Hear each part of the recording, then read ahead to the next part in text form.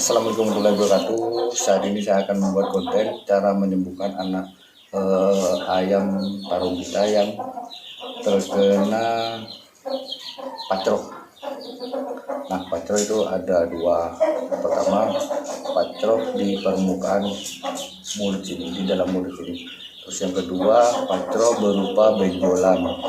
Nah, kalau berupa benjolan ini, pacrok kategori yang sudah parah. Nah, efeknya nanti di sini biasanya sudah bengkak, kadang sudah hampir bengkaknya hampir kena ke permukaan sebelah mata sini. Nah, sekarang saya akan membuat video cara menyembuhkan ayam yang terkena pacrok dengan sederhana tapi dijamin ampuh. Saya jamin itu. Nah, di sini saya akan menggunakan perumpamaan ya. Ini anggaplah ini cuka, terus ini anggap jarum. Ntar saya kasih tahu cara mengobati ayam pacrok dengan menggunakan jarum dan cuka. Ini perumpamaan ya, karena saya cari bahan untuk dijadikan totem. Barusan saya habis dari pasar, itu susah sekali cari ayam yang terkena pacrok. Anggap ini cuka dan ini jarum. Nah, kenapa saya menggunakan perumpamaan macam ini? Karena saya juga khawatir kena pelanggaran dari pihak YouTube. Nah, sekarang saya akan membuat videonya. Nah, ini juga ayam perumpamaan. Seandainya ayam ini terkena pacrok, nanti saya akan kasih cara menyembuhkannya melalui rekayasa ayam ini. Langkah yang pertama itu kita taliin kaki ayam supaya tidak gerak-gerak saat kita membersihkan pacroknya. Terus cara yang kedua, jarum ini harus steril ya, harus bersih. Anggap ini jarum. Nah, kita pegang ayam seperti ini.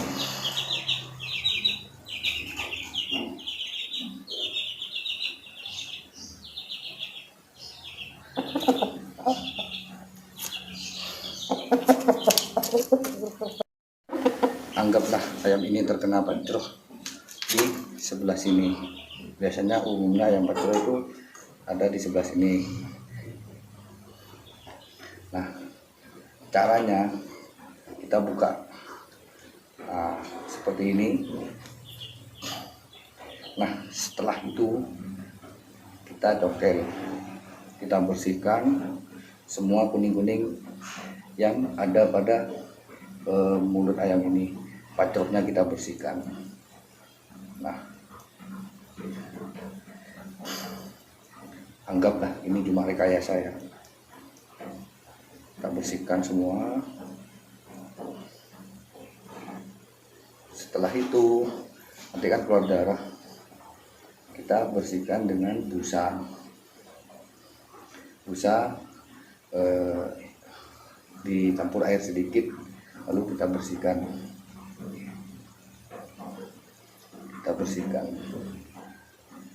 Nah, setelah bersihkan itu kan nanti kelihatan kuning-kuningnya yang masih ada, itu ayamnya udah bersih atau belum.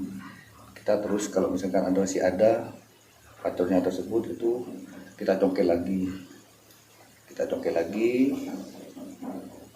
Nah, setelah sudah kelihatan bersih, baru kita pelap-pelap darah tersebut. Nah, setelah darah sudah bersih, anggap ini juga kita bisa menggunakan semprotan, lalu semprotkan ke luka yang pacrok yang sudah kita bersihkan. Kita semprotkan atau kita oles menggunakan bulu ayam yang bersih, kita celupkan di cuka lalu kita bersihkan.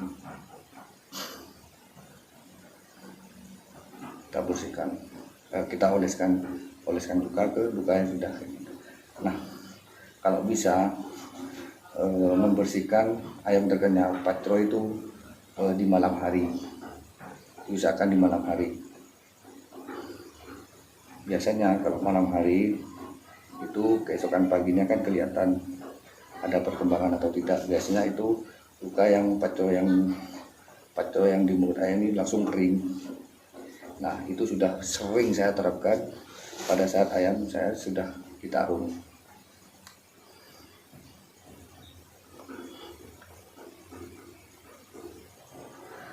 Nah, kalau untuk pacroh yang sudah parah, itu biasanya di sini ada benjolan-benjolan. Terus ada pacroh yang sudah mengering. Nah, caranya kalau mengobati pacroh yang sampai pipinya bengkak, itu bisa kita melakukan hal yang tadi. Kita congkel, biasanya di sini ada lubang, kita congkel terus, setelah itu kita tekan-tekan di area muka sini, atau kita bisa mengompres dengan air hangat. Kita kompres dengan air hangat. Nah, nanti kan otomatis darah di sini keluar, atau kita tekan-tekan juga bisa, tapi lebih efisien, lebih gitu kita menggunakan air hangat, karena di sini tuh isinya itu seperti nanah dan darah yang menggumpal. Nah, setelah kita congkel, lalu kita bersihkan menggunakan busa, lalu kita semprot atau oleskan cuka. Kalau bisa cuka Madura, karena selama saya menyembuhkan itu pakai cuka Madura. Bedanya cuka Madura dengan cuka pabrikan, itu biasanya kalau cuka Madura itu lebih keras. Nah, untuk ayam yang di sebelah sini sudah benjol, sudah parah, jalan satu-satunya cuma satu, dibedah. Kita bedah menggunakan silet. Setelah itu kita keluarkan nanah yang sudah menggumpal itu. Nah, kalau sudah, baru kita keluarkan. Kalau sudah keluar, kita nggak usah jahit, karena nanti akan rapat sendiri.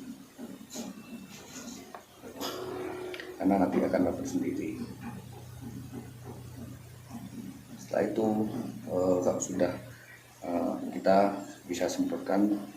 Kalau sudah kita bedah, kita bisa semprotkan pakai alkohol 70%.